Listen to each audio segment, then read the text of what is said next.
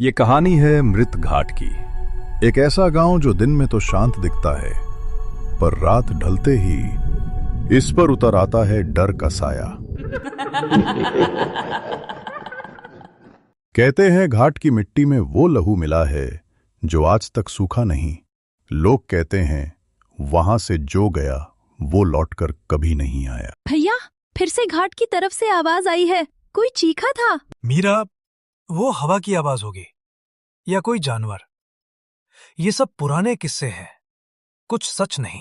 पर भैया, पिछले महीने मोहन भी तो गया था वहाँ और वो लौटा नहीं। हाँ, लेकिन डर से सच नहीं छिपता। मैं कल जाकर देखूंगा कि घाट पर होता क्या है। कृपया मत जाना, वो जगह ठीक नहीं है। अगर मैं नहीं गया तो ये डर कभी खत्म नहीं होगा। मैंने कहा था कोई घाट की तरफ नहीं जाएगा। वो जगह अपवित्र है, वहाँ सिर्फ मरे हुए लोगों की आत्माएं हैं। पर रामलाल जी, हमें सच जानना है, आखिर हर महीने कोई न कोई गायब क्यों हो जाता है?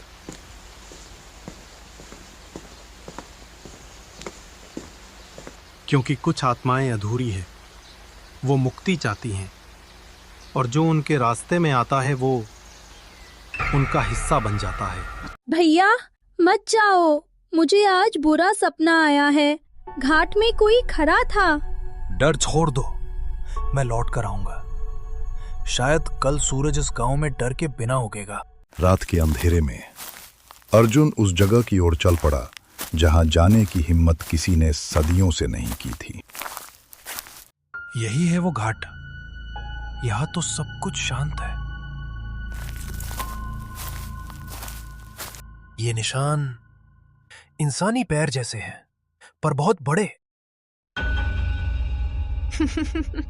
क्यों आए हो यहाँ? कौन है वहां? सामने आओ। मुक्ति दो हमें। उसने जो देखा वो इंसान नहीं था, वो एक आत्मा थी जो हवा में सांस ले रही थी। वो घाट जाग गया है, किसी ने उसकी सीमा तोड़ दी है।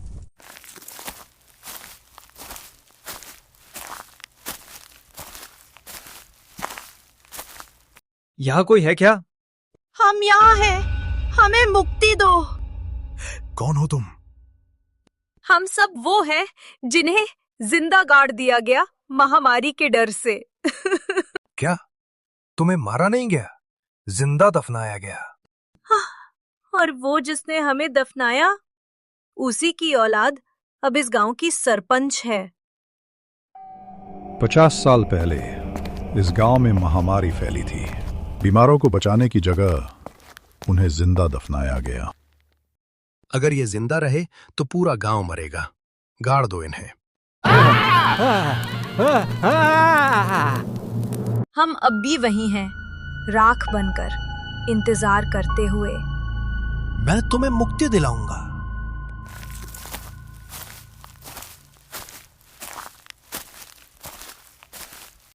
बेटा, तू अकेला नहीं कर पाएगा।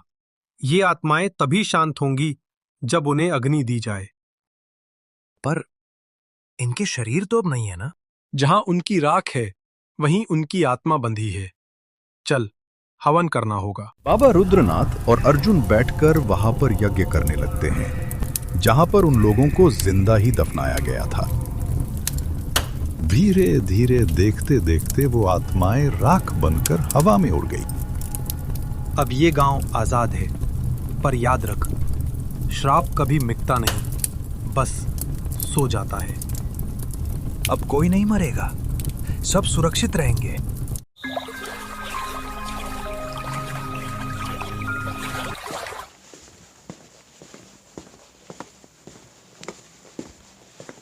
भैया, तुम ठीक हो?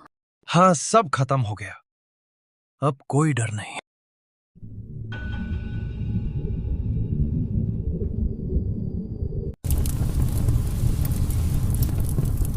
मुक्ति अधूरी है।